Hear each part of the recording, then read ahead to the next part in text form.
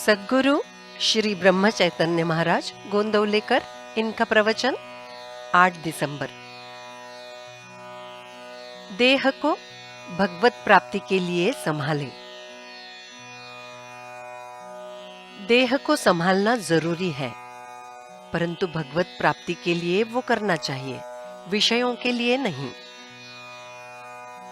बाहरी व्यवहार संभाला, परंतु जिसे बचाना था वो चला गया। इससे क्या प्राप्त हुआ? इसे पागलपन ही कहें। नारियल के अंदर खोपरे का रक्षण करने के लिए ऊपर की करोटी की जरूरत होती है। केवल बाह्य अंग को ही संभाला जाए, ये मनुष्य का अंतिम उद्दिष्ट नहीं। बाह्यांगों का सुख ये सच्चा सुख नहीं। मैं और मेरा, इसके साथ हम द्वैत का आरंभ करते हैं। कल्पना से जितना समझ में आता है उतना ही देखने लगते हैं, परंतु अंत तक मैं कौन, इसका पता हमें नहीं लगता। हमारी गलती हुई है ऐसा समझ में आए तो उसे दुरुस्त करने का मार्ग देखें। जहां से हम राह भूले हैं वहीं वापस आना पड़ता है। मैं देही ऐसा हम कहने लगे, यहीं हम रास्ता चूक गए। असत्य को सत्य माना, ये हमारी गलती हुई। विषयों में सुख है ये कल्पना हमने की, उसका अनुभव भी हमने अनेकों बार लिया, फिर भी आज तक हमारी ये कल्पना सही है या गलत है ये हमें समझता नहीं। ये बड़ी अजीब बात है। सच में गृहस्थी ये डांडिया के खेल की तरह है। डांडिया के खेल में एक के साथ डंडी खेली तो वो अगले से खेलने चला जाता है। उसी तरह गृहस्थी स्थिर न होकर बार बार बदलने वाली है। हमारा जन्म और मरण एक तरह से हर रोज घटित होता रहता है। हम निद्राधीन होकर सो जाते हैं तो मरण समझना चाहिए, और जाग कर उठ गए तो हमारा जन्म हुआ ऐसा समझना चाहिए।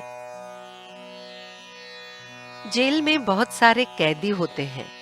किसी ने कुछ तो किसी ने कुछ दूसरा गुनाह किया होता है, ये सच है। फिर भी जो करना नहीं चाहिए वो हर किसी ने किया ही होता है, ये बात निश्चित है। उसी तरह दुनिया में जो लोग दुख भोगते हैं उन्होंने पिछले जन्म में अमुक एक कर्म किया है, ये यदि समझ में ना आए, फिर भी जो करना नहीं चाहिए वो उन्होंने किया है, ये बात निश्चित। परंतु इसमें भी भगवान ने एक बड़ी सुविधा रखी है, वो ये कि जो देह को भूलेगा उसे दुख का एहसास नहीं होगा। संसार के दुख का प्रश्न न छूटने वाला प्रश्न है, जिसका समाधान कारक उत्तर मानवी तर्क नहीं दे पाता। इसलिए उसके बारे में अधिक विचार न करते हुए इस दुनिया का दुख जितना संभव हो सके दूर करने का प्रयत्न करना चाहिए। जिसे भगवान पूर्णतः स्मरण में रहता है उसे ही इस संसार के दुख का विस्मरण होता है। जो स्वयं को पूर्णतया भूलता है उसे ही भगवत प्राप्ति होती है। स्वयं को पूर्णतया भूलने के लिए भगवान के नाम में रंग जाना, यही एक उपाय है। जितनी उत्कटता से नाम लेंगे उतने अधिकाधिक हम नाम में उलझ जाएंगे, फिर देह का स्मरण कैसे रहेगा? हम नाम लें, उसे अपने ही कानों से सुने और लेते लेते अंत में स्वयं को भूल जाएं, यही आनंद का मार्ग है। नाम अंतरंग में प्रविष्ट हुआ तो देह का विस्मरण होता है। फिर मैं कौन और भगवान कौन, ये अपने आप समझता है। जानकी जीवन स्मरण जय जय राम।